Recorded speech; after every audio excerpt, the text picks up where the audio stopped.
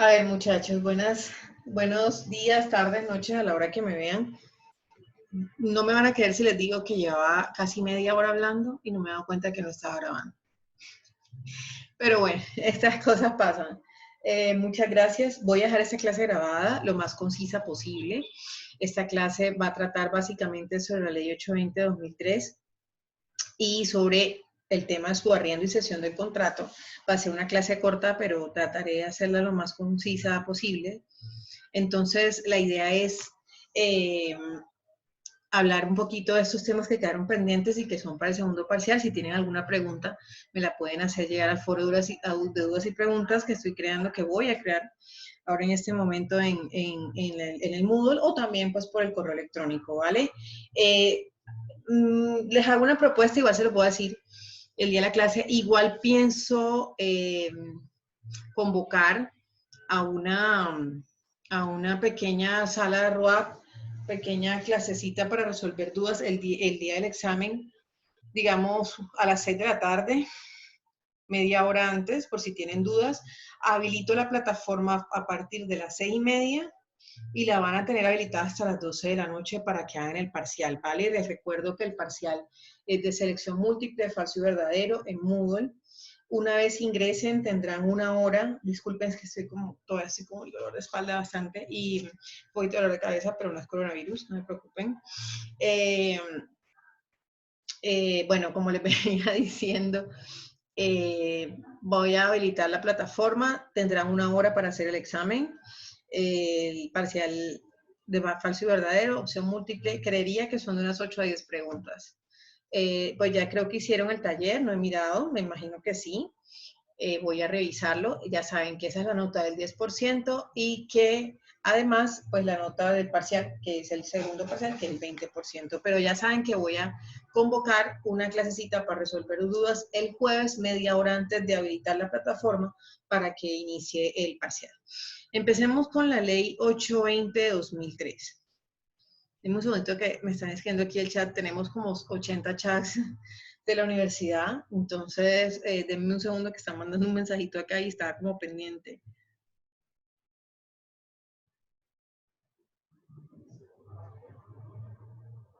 Listo. Bueno, muchachos, Ley 820-2003 sobre arrendamiento de vivienda urbana. Regula exclusivamente la figura del arriendo en cuanto a vivienda, en cuanto a desarrollar, o lo importante aquí, el principal objetivo, propósito de esta norma es desarrollar desarrollar el derecho fundamental a la vivienda digna establecido en la Constitución Nacional. A ver, definición, primero que todo, ¿cómo la define la Ley 820-2003, el arrendamiento de vivienda urbana? Es aquel, hablo comillas, por el cual dos partes se obligan recíprocamente. La una a conceder el goce de un inmueble urbano destinado a vivienda total o parcialmente, una parte de ese inmueble o la totalidad. Y la otra a pagar por este goce un precio determinado, ¿sí? Entonces ya sabemos, las clásicas obligaciones de arrendador y arrendatario. ¿Cuáles son los tipos de contratos de arrendamiento de vivienda urbana según la Ley 820-2003? El primero es el individual. Vamos a hablar primero de los servicios de los servicios y usos conexos. Los servicios y usos conexos son aquellos servicios públicos que incluye el goce de la vivienda y aparte, digamos que pueden ser cubiertos por el arrendador o arrendatario. Normalmente los cubre es el arrendador. El arrendatario, perdón. El arrendatario es quien paga sus servicios públicos. Todos los demás inherentes al goce del inmueble, obviamente que el inmueble tenga unas condiciones mínimas, que tenga sus baños, que tenga su sanitario, que tenga su cocina. Eso es como lo básico, ¿no? Pues las habitaciones, todo, obvio. Y los servicios de cosas a usos adicionales son aquellos que no hacen parte de los servicios públicos domiciliarios, que puede incluir el inmueble para vivienda y que ofrece el arrendador, no son obligatorios, los ofrece el arrendador. Los servicios, cosas y usos conexos, sí. Entonces, se entienden como servicios, cosas o usos adicionales, los suministrados eventualmente por el arrendador, no inherentes al goce del inmueble. Por ejemplo, que aquí en Cali, que el agua es tan fría, yo recuerdo que cuando yo vivía en el apartamento anterior, que era arrendado, se incluía un calentador de agua. Ese calentador incluía un servicio adicional que tenía un costo adicional al canon de arrendamiento. ¿Qué pasa? La norma establece, esta norma, que en todo caso o en ningún caso, el pago de ese uso adicional o servicio adicional puede ser superior al 50% del canon de arriendo. Por ejemplo, si yo en ese apartamento pagaba un canon mensual de 1.000.000 de pesos, el servicio del calentador de agua no podía costar más de 500.000 pesos mensuales. Ese era el valor máximo. Y de hecho no costaba mucho, costaba como 200. Entonces, esa es la principal característica a la hora de hablar de servicios, cosas o usos adicionales, ¿sí? Recuerden que no es obligatorio, que se puede ofrecer como un plus, obviamente es para se beneficia en ambas partes. El arrendador porque pues percibe un poco más y el arrendatario porque tiene un servicio adicional. ¿Cuáles son los tipos o cómo se perfecciona el contrato de arrendamiento y vivienda urbana? Ya sabemos que el contrato de arrendamiento por excelencia es un contrato consensual. Se perfecciona por el acuerdo de las partes. Eventualmente, en algunos casos, podrá ser escrito, como es cuando se celebra a través de inmobiliarias. Solemne. La ley establece que el contrato de arrendamiento de vivienda urbana puede ser verbal o escrito, ¿sí? Si es escrito, debe contener, o verbal o escrito, el acuerdo, las partes se deben poner de acuerdo en unos puntos fundamentales. Obviamente, los nombres de las partes, identificación del inmueble objeto de contrato, todo eso está en la ley. Identificación de la parte del inmueble que se arrienda cuando sea del caso, así como de las zonas cuando el arriendo es parcial, así como de las zonas y los servicios compartidos con los demás ocupantes del inmueble. Precio y forma de pago, relación de los servicios, cosas o usos conexos y adicionales. Y el término de duración del contrato y designación de la parte contratante a cuyo cargo esté el pago de los servicios públicos. Como les digo, normalmente el pago de los servicios públicos corre por cuenta del arrendatario. Siempre debe establecerse quién. Si se guarda silencio, se presume que es el arrendatario. A ver, ¿cuáles son los tipos de contrato de arrendamiento según la ley 820-2003? El primero es el individual. Es cuando un grupo de personas, digamos una familia, se traslada a vivir o va a hacer uso y goce del inmueble, o va a ejercer el uso y el goce del inmueble, y digamos, lo reciben para su albergue una sola persona, es quien, pues uno de los miembros de la familia será el encargado de pagar los cánones de arriendo sin cosas, servicios o usos adicionales. No incluye los servicios o usos adicionales, ese es el individual. El mancomunado, 2 o más personas naturales reciben el inmueble para el uso y goce y solidariamente cualquiera de ellas podrá cancelar el canon de arriendo. O sea, este tipo de contrato mancomunado también debe establecerse así en el acuerdo, sea escrito, sea verbal, y aparte genera una obligación de tipo solidario. Eso es claro, ¿no? Bueno, igual si tienen dudas, no están aquí, pues si tienen dudas me pueden escribir, pero lo importante es eso. Cualquiera en el mancomunado de las personas que habitan la unidad de inmueble, de vivienda, podrán cancelar de manera solidaria el canon de arriendo y así debe estar establecido en el contrato. El compartido es cuando varias personas tienen derecho de manera parcial al uso y goce del inmueble y no incluye servicios y cosas adicionales. Si se nos viene a la mente un ejemplo, el más claro es el más claro de todos es el de la pensión. ¿Ya? Una persona que vive pensionada, pero solo usa la habitación, no usa la cocina, de pronto usa el baño nada más, porque hace parte de esa unidad, de ese arriendo parcial, pero no tiene usos y cosas adicionales, ni tampoco, de pronto solo los conexos, o los servicios y usos conexos, pero no los adicionales. De pensión cuando versa sobre una parte del inmueble que no sea independiente, igual que el compartido, e incluya necesariamente servicios o cosas adicionales. Normalmente este contrato puede durar o es inferior a 1 año. Ya es también el típico caso del pensionado, la persona que vive en una pensión, pero sí tiene el derecho a uso de cosas adicionales a la cocina, de pronto a la comida, lo cual no incluye normalmente un contrato de arrendamiento clásico, o por lo menos el individual o el mancomunado o el compartido. ¿Sí? Ese tipo de pensión, ese tipo de contratos de pensión, alguien creo que me había preguntado por ese contrato, ese es el del pensionado que tiene derecho a las 3 comidas, que tiene derecho a uso de otras, de otras partes de la, que hace, de otros, sí, de otras partes del inmueble, como es, por ejemplo, el uso de la cocina para cocinar. Por ejemplo, si tuviera también el tema del calentador de agua, todas estas cosas, ese es un contrato de arrendamiento de vivienda urbana de pensión. El compartido no tiene derecho a ese tipo de prebenda, llamémoslo así, de beneficios. El de pensión normalmente es es inferior a un año. Y si se quiere dar por terminado, no se tiene que cumplir la formalidad de los 90 días, ¿vale? Solo se debe cumplir la formalidad de pasar un preaviso de terminación, sea el arrendador, sea el arrendatario, con 10 días de anticipación antes de desocupar, digamos, esa unidad parcial del inmueble, digamos, si es una habitación en el caso de la pensión. Ok. A ver, muchachos. Artículo 7º, esto es importante. Los derechos y las obligaciones derivadas del contrato de arrendamiento son solidarias tanto entre arrendadores como entre arrendatarios. En consecuencia, la restitución del inmueble y las obligaciones económicas derivadas del contrato pueden ser exigidas o cumplidas por todos o cualquiera de los arrendadores a todos o cualquiera de los arrendatarios o viceversa. Eso es cuando hay pluralidad de arrendadores o arrendatarios se han suscrito el contrato. Porque de pronto en el contrato yo puedo aparecer como arrendataria, pero mi familia no. Entonces a quien van a pedir el pago del arriendo es a mí, porque soy yo quien suscribo. Pero cuando hay pluralidad de arrendadores y arrendatarios suscriben el contrato, se entiende y se presume la solidaridad. ¿Ya?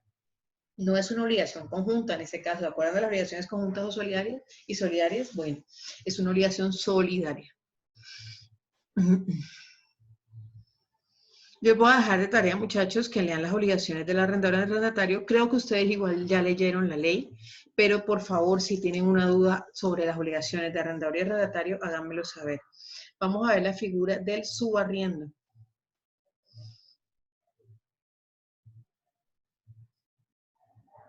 Artículo 17, subarriendo y cesión del contrato. Voy a compartir pantalla para ponerles aquí explicarles como si fuera el tablero.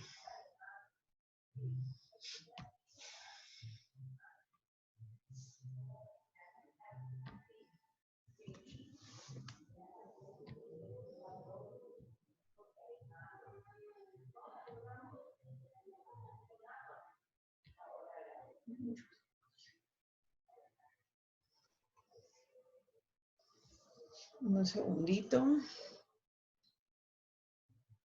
Sí, sí está grabando. No quiero que me vuelva a pasar lo que me pasó ahorita. Listo. Bueno, muchachos, subarriendo. En el subarriendo, al igual que en la cesión, debe haber autorización del arrendador.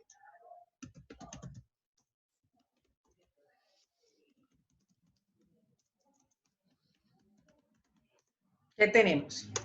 Aquí hay tres partes dentro de este contrato. Digamos que es un contrato principal y otro accesorio. De hecho, es el típico ejemplo, también es otro típico ejemplo de contratos principales y accesorios. Existe un arrendador principal, existe un arrendatario, a su vez existe un subarrendador y un subarrendatario. Creo que hasta ahí vamos bien.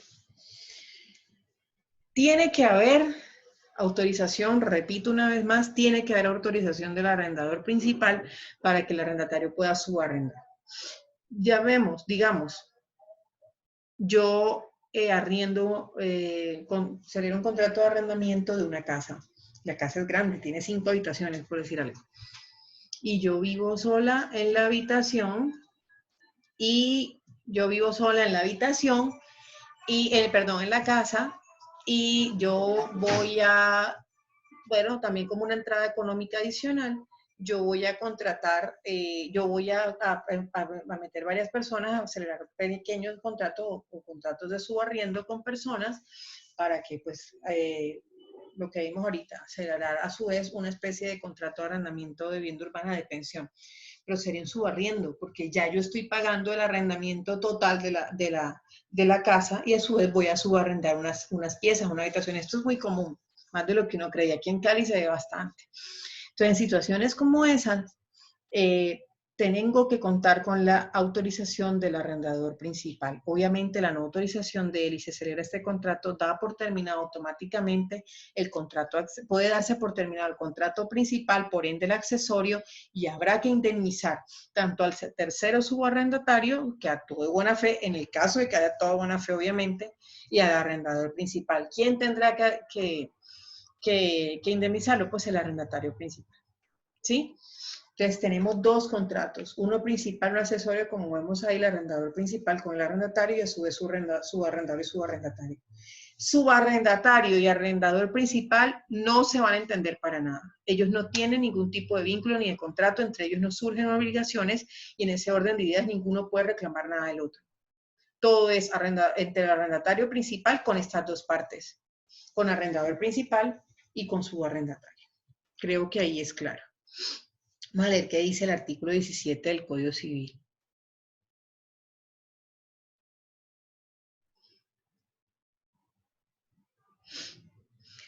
Artículo 17. El arrendatario no tiene la facultad de ceder el arriendo ni de subarrendar, a menos que medie autorización expresa del arrendador. En caso de contravención, el arrendador podrá dar por terminado, como les decía ahorita, el contrato de arrendamiento principal, lo dice principal, lo estoy agregando yo, pero importante aclarar, y exigir la entrega del inmueble o celebrar un nuevo contrato con los usuarios reales, caso en el cual el contrato anterior quedará sin efecto, situaciones estas que se comunicarán por escrito al arrendatario.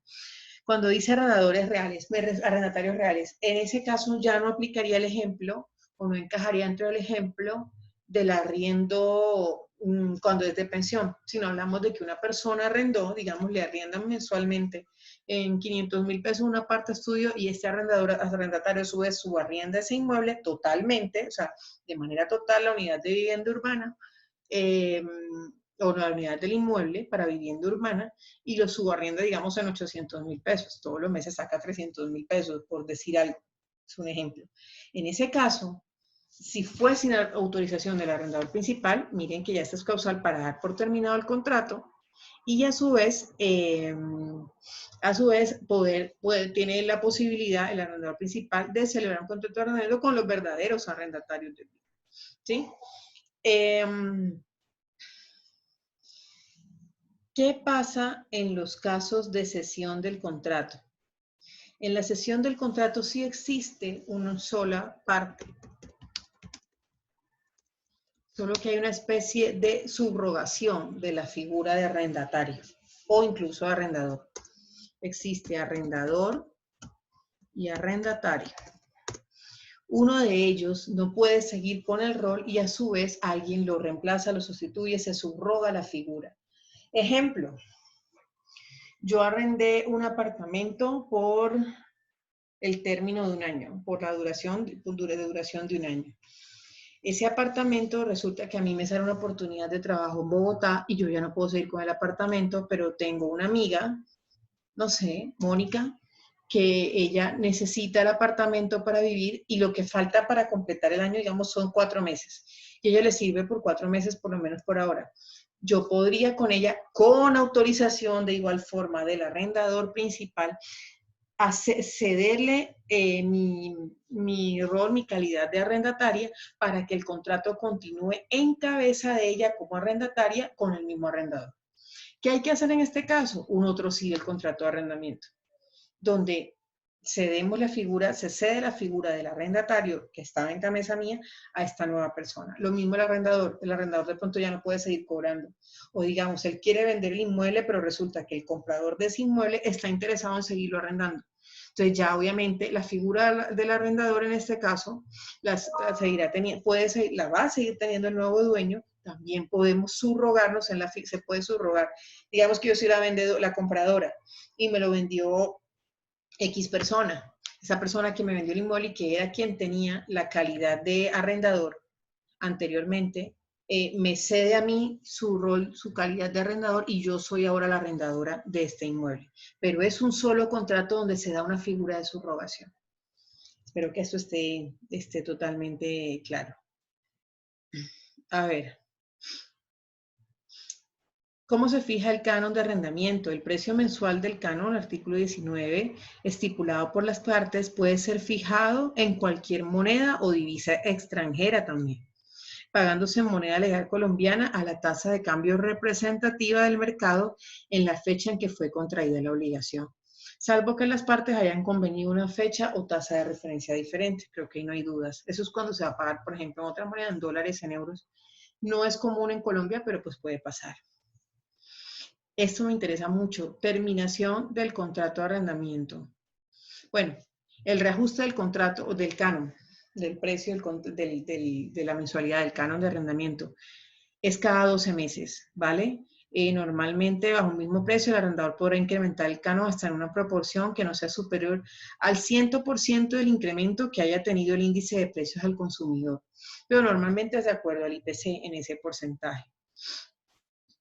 El arrendador que opte por incrementar el canon de arrendamiento deberá informarle al arrendatario el monto del incremento y la fecha en que será efectivo. Claro, porque no todos son en el mes de enero del año siguiente. Hay contratos de arrendamiento que se pudieron empezar a celebrar en marzo, abril, mayo. Ahorita con esta circunstancia lo dudo mucho, eso está varado.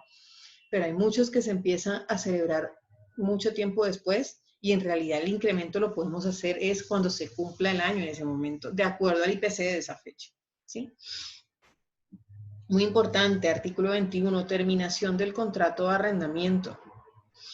Las partes en cualquier tiempo y de un común acuerdo podrán dar por terminado el contrato de arrendamiento de vivienda urbana. Terminación por parte del arrendador. Hay varias, ¿no? Tenemos la no cancelación, obviamente el incumplimiento de los cánones de arriendo da lugar a la terminación del contrato y a la posterior restitución. Si la persona se le da un plazo para restituir, si no restituye el inmueble, el arrendador podrá presentar una demanda ante el juez civil que se llama restitución de inmueble arrendado hasta el juez civil municipal. La no cancelación de los servicios públicos. Cuando se va a presentar esta demanda en caso de que el arrendatario no quiera desocupar el inmueble, lo que se debe presentar es los recibos, las facturas de los servicios públicos que están en mora, ¿sí? Como prueba de que de pronto no está caído en canon de arriendo, no está en mora en el pago de los cánones de arriendo, pero sí en la de los servicios conexos. Entonces, la no cancelación de los servicios públicos que causa la desconexión o pérdida de servicio. Importante plus, además, no solo es que me cae un mes, es que por lo menos la mora debe ser de unos 90 días, si mal no estoy, para que las empresas de servicios públicos corten los servicios, los desconecten. En ese caso, es total causal para dar por terminado el contrato por parte del arrendador. El subarriendo total o parcial, como les digo, el inmueble, la cesión del contrato, del goce del inmueble o el cambio de destinación del mismo por parte del arrendatario sin la autorización del arrendador. Por ejemplo, yo arrendé una casa, supuestamente era para vivienda, pero lo que estoy haciendo ahí es que la estoy tomando para webcam o para pornografía o algún tipo de actividad ilícita, pero también hasta inmoral. O sea, si no fue, digamos, el objeto del contrato, la causa por la cual yo celebré el contrato, no se puede celebrar. O sea, no se puede celebrar, no sería causal para dar por terminado el contrato. Espera que se metió un niño acá. Ven, por favor. Ya terminamos. ¿Ya? Ah, bueno. ¿Te falta mucho? No, ya va a terminar acá. Listo. Listo. Continuamos con la siguiente causal de terminación. La incursión reiterada del arrendatario en procederes que afecten la tranquilidad ciudadana de los vecinos o la destinación del inmueble para actos delictivos o que impliquen contraversión. Hace fiestas, hace unas reuniones un poco extrañas, No sabemos si ahí se fraguan cosas, no sabemos. Esto va mucho de la mano con la causal anterior, determinación. O sea, la destinación que le estoy dando al contrato, la causa, el móvil que me llevó a mí a cerrar el contrato, donde tal vez yo engañé al arrendador y en realidad el destino que le estaba dando era diferente. La realización de mejoras, cambios o ampliaciones del inmueble sin expresa autorización del arrendador. Tiene que haber autorización del arrendador.